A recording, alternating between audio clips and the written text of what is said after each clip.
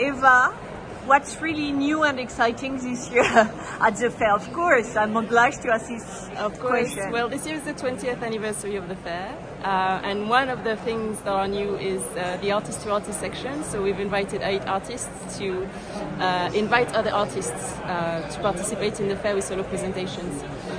So the nominating artists were Tracy Emin, Simone Lee, Olafur Eliasson, Alvaro Barrington, Anthea Hamilton, Rekritir Avanija, Hegu Yang.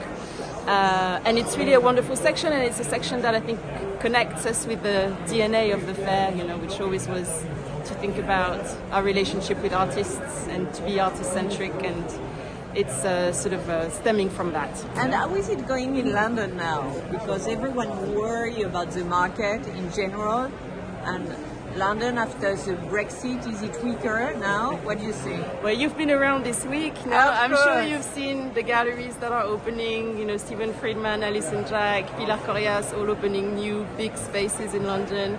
There's a wave of younger galleries also opening around Bloomsbury, so London is doing really well. The landscape is changing, and Like it's really what? dynamic.